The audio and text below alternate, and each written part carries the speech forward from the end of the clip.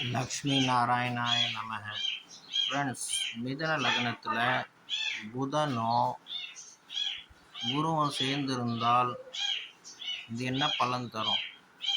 Actually புதன் குரு சேர்ந்திருந்து கர்மாதிபதியும் லக்னாதிபதியும் சேர்ந்திருந்தால் இது என்ன பலன்? ஆக்சுவலி சாஸ்திரத்தில் இந்த மாதிரி பலன் நல்ல பலன்னு சொல்லியிருக்கு. பட் இது இந்த லக்னத்துக்கு விரோத பாசி உள்ள கிரகம் எது?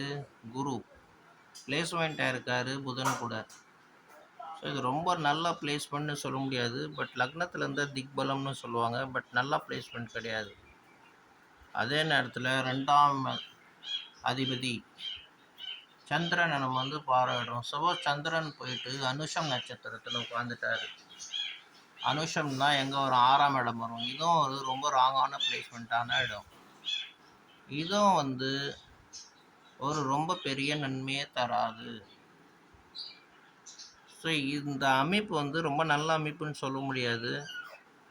ஏன்னா இந்த லக்னத்துக்கு காரகன் யாருன்னு பார்த்தீங்கன்னா புதனும் சுக்கிரனும் சனீஸ்வரன். இவங்க நல்ல இடத்துல பிளேஸ்மெண்ட் ஆகிருக்காங்க, அது வேறு. பட் யார் லக்னத்தை பிடிச்சி வச்சுருக்கானோ அவங்களோட முக்கியத்துவம் அதிகமாகிடும். அந்த காரகன் கிரகங்களோட முக்கியத்துவம் குறைஞ்சி விடும். ஸோ பார்த்தீங்கன்னா இதில் ஒரு பெரிய ட்ராபேக், மிகப்பெரிய ட்ராபேக் ஆகிட்டார். சந்திரன் சுத்தமாக ஸ்பாயில் ஆகிட்டார். ஸோ இது ஒரு ட்ராபேக்கு. இவர் சுத்தமாக ஸ்பாயில் ஆகினார்னா சில முக்கியமான கிரகங்கள்லாம் பாதிக்கும். அவங்களோட காரிய தத்துவம் ஸ்பாயில் ஆகிவிடும். ஸோ இதுக்கு என்ன செய்யணும்? இந்த மாதிரி ஜாதகன் என்ன மாதிரி விஷயத்தில் கேர்ஃபுல்லாக இருக்கணும், என்னென்ன துறையில் இருக்கணும், அவங்க ரொம்ப ஜாகிரதையாக எல்லாத்தையும் செயல்பட இருக்கணும். எல்லாமே ஃபில்டர் பண்ணிட்டு தான் அவங்க அனலைஸ் பண்ணி வாழ்க்கையில் செயல்படணும்.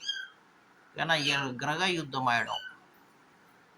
2 பேரும் ஒருத்தர் விரோத பாசி உள்ள ஜாதகம், எனிமீஸுங்கன்னு வச்சுங்க. அதிலே கேந்திராதிபதி 2ம், கேந்திராதிபதி கேந்திரத்தில் உட்காந்து கேந்திராதிபதி தோஷத்தை தராங்க. ஸோ இது நல்ல அமைப்புன்னு சொல்ல முடியாது. ஸோ வேறு கிரகங்களையும் பார்த்து நம்ம அனலைஸ் பண்ணிவிட்டு ஜாதகனுக்கு எது முறையான விஷயமோ சொல்லித்தரணும். ஜெய் ஸ்ரீராம்.